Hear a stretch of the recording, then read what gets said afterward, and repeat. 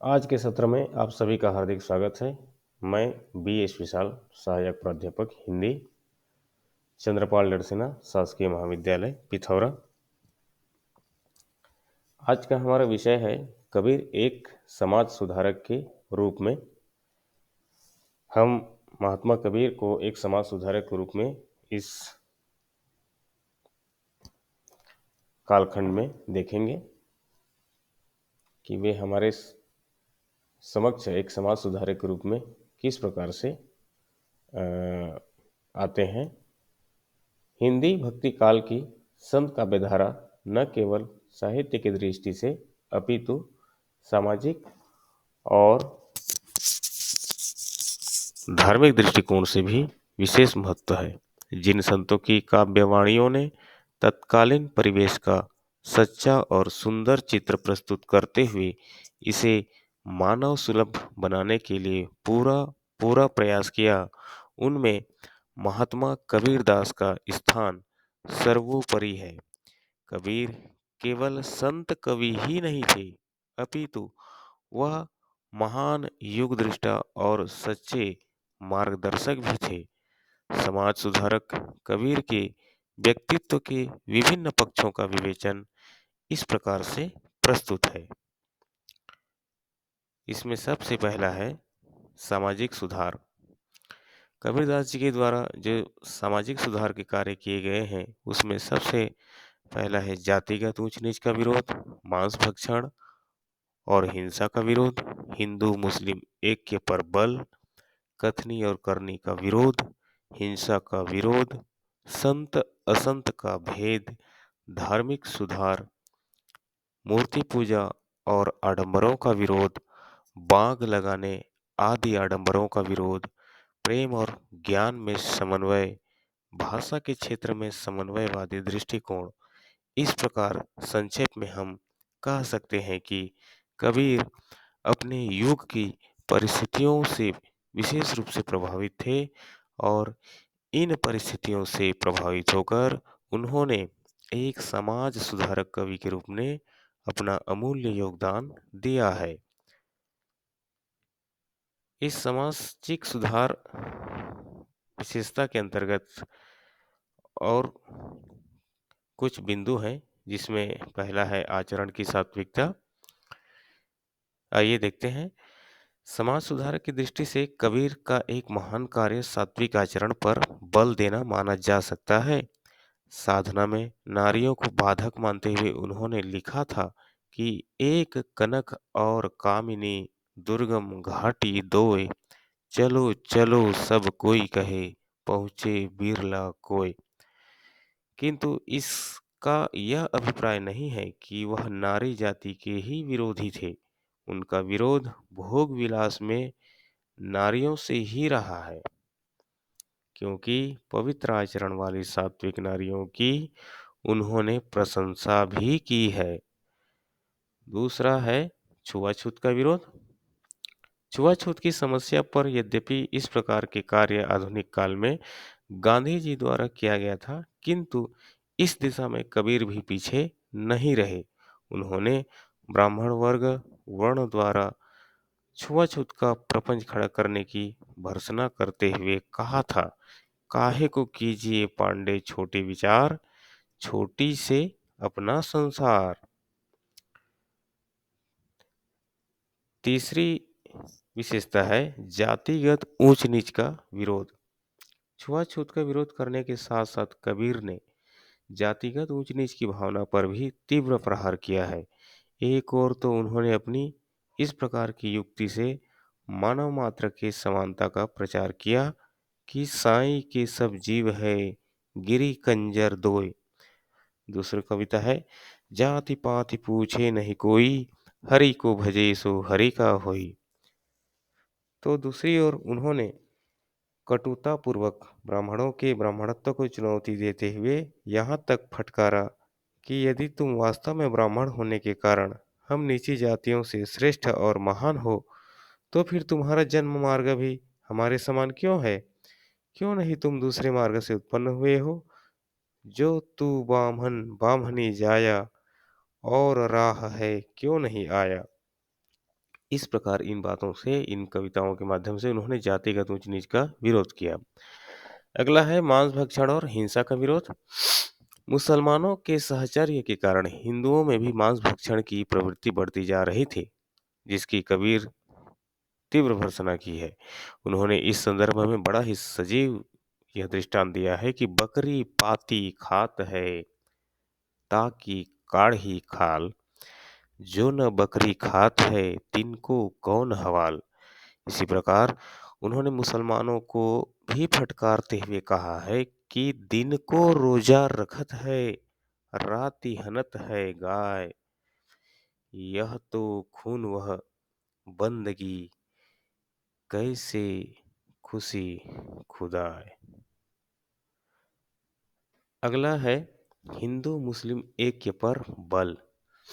समाज सुधारक के रूप में कबीर का योगदान इस दृष्टि से भी बड़ा महत्वपूर्ण रहा है कि उन्होंने अपने समकालीन सामाजिक जीवन में व्याप्त हिंदू मुस्लिम वैमनस्य की खाई पाटने का प्रयास किया है। उन्होंने दोनों ही धर्मावलंबियों की सांप्रदायिक कट्टरता का विरोध और उपहास करते हुए कहा था, अरे इन दो राह न पाई, हिंदुओं की हिंदुआई देखी, तुर्कन की तुर्काई। अगला है कथनी और करनी का विरोध। कबीरदास जी ने कथनी और करनी में भेद रखने वाले व्यक्तियों का विरोध किया है। उनका यही विचार था कि जो कुछ कहा जाए उसे पूरा किया जाए, अन्यथा केवल कहने से कोई कार्य पूरा नहीं हो जाता है। उन्होंने कथनी करनी के स्वरूप पर प्रकाश डालते हुए कहा, कथनी मीठी खाण सी, करनी विष समान, और कथनी तजी करनी करें, विष से अमृत होए। अगला है हिंसा का विरोध। कबीरदास ने अपने युग की हिंसा का विरोध किया है।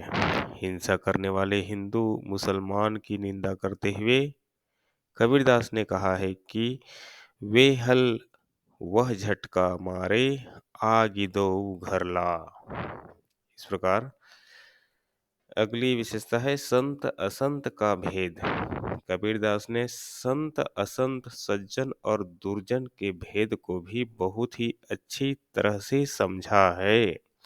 दोनों के स्वरूप पर प्रकाश डालते हुए उन्होंने कहा कि अनेक संत दुर्जनों के आ जाने पर अपनी सज्जनता का परित्याग नहीं करते। संतों की सच्चाई दूसरों की पीड़ा और कुप्रभाव को समाप्त करने में सक्षम होती है। दूसरी प्रमुख विशेषता है धार्मिक सुधार, जिसके कारण से कबीरदास जी को समाज सुधारक माना जाता है। कबीरदास ने अपने युग की धार्मिक विभिन्नताओं को समन्वय का रूप देने का पुरजोर प्रयास किया। कबीरदास ने वैष्णव, शाक्त, बौद्ध, सिद्ध, नाथों आदि हिंदू उपासकों तथा इस्लाम धर्म के कट्टर एकेश्वरवाद और निराकार उपासना को गंभीरतापूर्वक समझा। इनके परस्पर विभिन्न मतों को समन्वय का ऐसा मार्ग दिखाया जो सामान्य जनता के लिए भी संभव हो सका। दशरथ पुत्र राम को ही सर्वव्यापक परमेश्वर मानने वाले हिंदुओं को फटकारते हुए कबीर ने कहा कि दशरथ सूत तिहु लोक बखाना, राम का नाम मरम न जाना। दशरथ सूत तिहु लोक बखाना, राम नाम का मरम न जाना।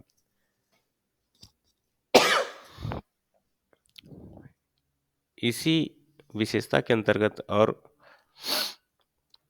कुछ बिंदु हैं जिसमें मूर्ति पूजा आदि आडंबरों का विरोध है।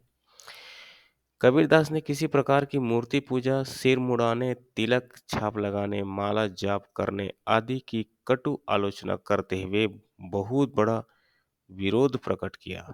माला जपने वालों का विरोध करते हुए उन्होंने कहा कि माला फेरत जुग भया मिटा न मन का फेर, कर का मन का डर के, मन का फेर। इसी की अपेक्षा कबीर ने चक्की की पूजा को उत्तम बताते हुए कहा कि पाहन पूजे हरि मिले, तो मैं पूजूं पहाड़, याते तो चाकी भली, पीस खाए संसार। अगला है बाग लगाने आदि आडंबर का विरोध। हिंदुओं के आडंबरों का विरोध करने के साथ साथ कवि ने इस्लाम धर्म के बाह्य आडंबरों का विरोध करके भी अपनी निर्भीकता का परिचय दिया है। उदाहरणार्थ उनकी यह व्यंग्योक्ति देखिए कि काकर पाथर जोड़ के मस्जिद लई बनाए, ता चढ़ी मुल्ला बाग दे, क्या बहरा हुआ खुदाए। अगला बिंदु है प्रेम और ज्ञान में समन्वय। कबीरदास ने अपने युग के अमानवीय तत्वों का विरोध करते हुए परस्पर प्रेम और परस्पर मेल मिला और प्रेम का जीवन बिताने का उपदेश दिया। वे ज्ञान को प्रेम से ही संभव मानते हुए कहते हैं, पोथी पढ़ी पढ़ी जग मुआ, पंडित भया न को, ढाई आखर प्रेम का पढ़े सो पंडित होय। अगला है भाषा के क्षेत्र में समन्वय। कबीरदास ने अपने युग की भाषा की गड़बड़ी को दूर करने का बार बार प्रयास किया है। इसलिए उन्होंने अपनी भाषा में विभिन्न भाषाओं और बोलियों को स्थान दिया है। उन्होंने भाषा को जन भाषा के रूप में अपनाया है। इसलिए उनकी भाषा को सदुक्कड़ी या पंचमेल खिचड़ी भाषा कहा जाता है। आ- अगला विशेषता है समन्वयवादी दृष्टिकोण। कबीरदास के व्यक्तित्व का एक महान पक्ष समन्वयवादी पक्ष है। कबीरदास समग्र रूप से समाज, धर्म, दर्शन, राजनीति आदि के क्षेत्र में समन्वय चाहते थे। वो कहीं किसी प्रकार का संतुलन वो कहीं किसी प्रकार का असंतुलन नहीं चाहते थे। इस प्रकार निष्कर्ष में किस संबंध में उनके व्यक्तित्व का मूल्यांकन करते हुए आचार्य हजारी प्रसाद द्विवेदी ने लिखा है कि कबीर ऐसे ही मिलन बिंदु पर खड़े थे जहां से एक ओर हिंदुत्व निकल जाता है, दूसरी ओर मुसलमानत्व। जहां एक ओर से ज्ञान निकल जाता है तो दूसरी ओर शिक्षा। जहां एक ओर भक्ति मार्ग निकल जाता है, दूसरी ओर योग मार्ग। जहां एक ओर निर्गुण भावना निकल जाता है, वहीं दूसरी ओर सगुण भावना। उसी चौराहे पर खड़े थे। वे दोनों ओर देख सकते थे। परस्पर विरुद्ध दिशा में गए हुए मार्गों के गुण दोष उन्हें स्पष्ट दिखाई दे जाते थे। इस प्रकार संक्षेप में हम कह सकते हैं कि कबीर अपने युग की परिस्थितियों से विशेष रूप से प्रभावित थे। इन परिस्थितियों से बाध्य होकर उन्होंने एक समाज सुधारक कवि के रूप में अपना अमूल्य योगदान दिया है।